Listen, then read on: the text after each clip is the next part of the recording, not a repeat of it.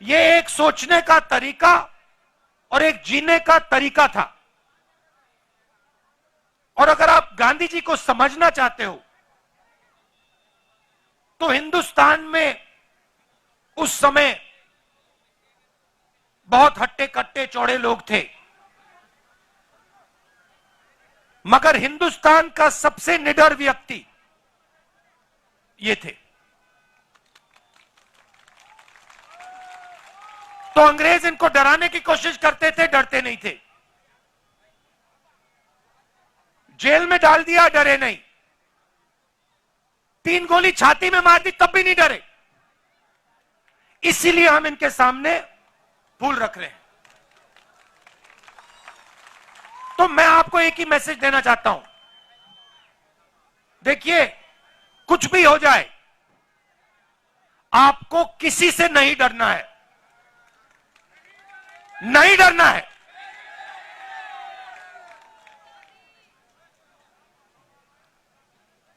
अब मैं आपकी सड़कों पे चला हूं।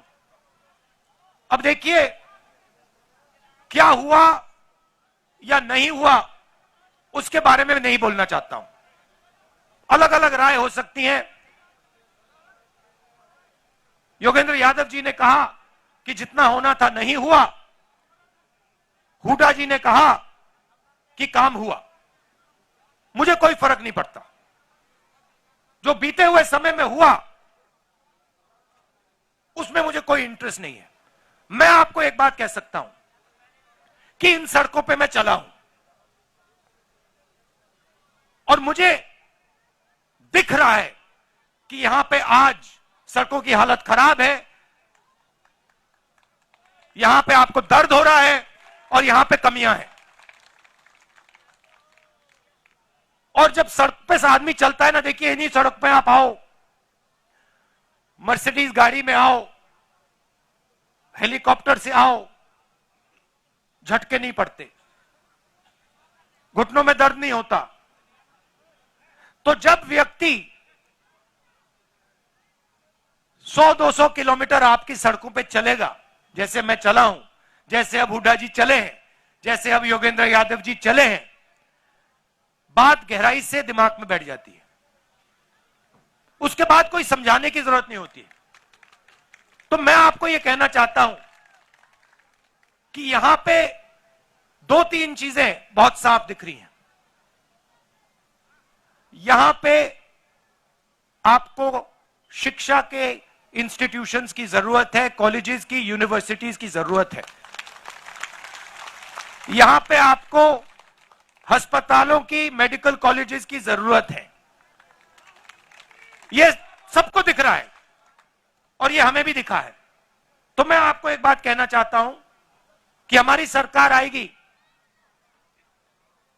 तो जो आपका हक है, चाहे वो ये अच्छी सड़कें हो, चाहे ये अस्पताल हो, चाहे आपके लड़कियों के लिए, बच्चों के लिए कॉलेज और यूनिवर्सिटी हो, वो हम आपको करके दे देंगे।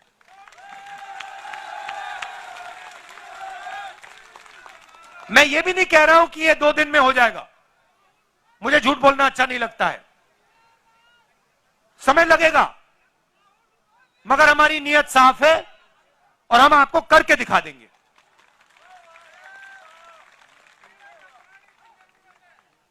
पीने का पानी की जरूरत है, यूनिवर्सिटी की,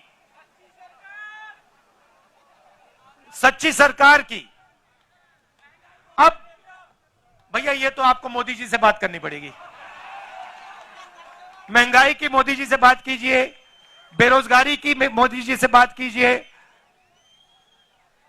अच्छा, यात्रा हमने शुरू क्यों की? क्योंकि लोकसभा में हमारी बात नहीं सुनी जा रही थी।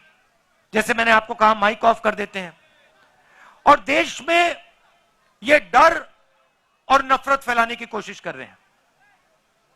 नोटबंदी हो, गलत जीएसटी हो, कोविड के समय इन्होंने जो काम किया, ये सब जो कमजोर लोग हैं, गरीब लोग हैं, किसान, मजदूर, छोटे दुकानदार, छोटे व्यापारी, इनको चोट पहुंचाने के लिए करते हैं ये लोग।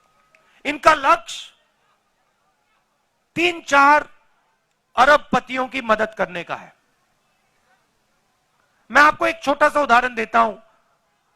इन्हीं सड़कों पे मध्य प्रदेश में नहीं, राजस्थान में मुझे किसी ने बताया कि अगर आज हिंदुस्तान में आप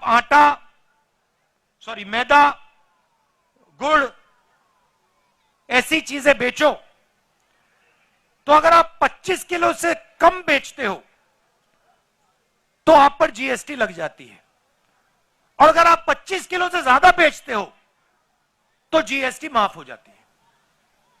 अब आप सोचिए, जो छोटा व्यापारी है जो 25 किलो से कम बेच रहा है, उस पर इन्होंने जीएसटी लगा दी, और जो अरबपति है जो 25 किलो से ज्यादा हजारों लाखों किलो बेच रहा है, उसकी इन्होंने जीएसटी माफ कर दी। नोटबंदी और जीएसटी ये पॉलिसियां नहीं है, ये हथियार है। ये छोटे व्यापारियों को मारने के हथियार है। और ऐसे ही इन्होंने एक और नया हथियार निकाला था। ये जो इनके किसान के खिलाफ 3 काले कानून थे, नोटबंदी और जीएसटी छोटे व्यापारियों को मारने के हथियार थे, और ये इनको जो 3 कानून थे, ये किसानों को मारने के, मजदूरों को मारने के हथियार थे। और हिंदुस्तान के सारे किसान खड़े हो गए, कहते नहीं, हम नहीं मानेंगे। और आपने एक चीज देखी होगी,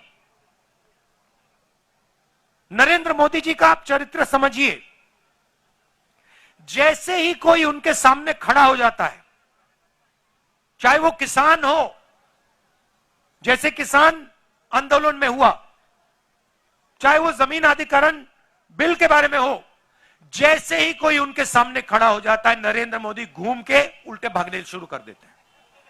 आप पहचानो,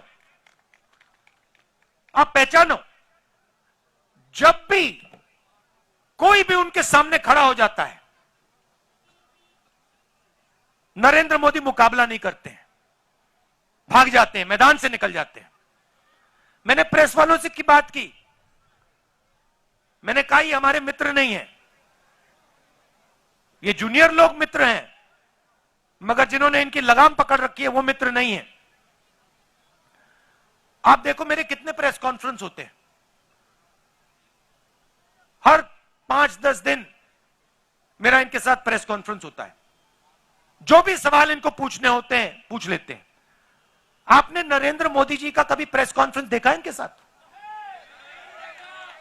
देख ही नहीं सकते, क्योंकि उन्होंने कभी किया नहीं है, क्योंकि इनके सामने खड़े ही नहीं हो सकते। वो सब पे लगाम बंधी हुई है, मगर उनको यह नहीं मालूम कि यार एक घोड़ा निकल ना जाए, एक घोड़ा लगाम खोल के भाग ना जाए, प्रेस कॉन्फ्रेंस में मुसीबत हो जाएगी। तो आप उनको पहचानिए।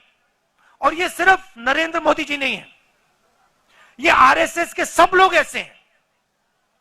ये नफरत फैलाते हैं, मगर ये डरते हैं, हिंदुस्तान की जनता से डरते हैं, हिंदुस्तान के गरीब लोगों से डरते हैं, हिंदुस्तान के किसान से, मजदूर से डरते हैं। तो ये आपको मालूम होना चाहिए, और इनसे कोई डरने की जरूरत नहीं है। ये कुछ नहीं कर सकते हैं आपका।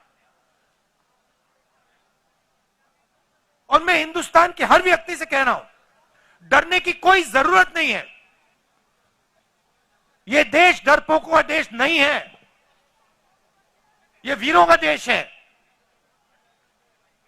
यहां कोई नहीं डरता।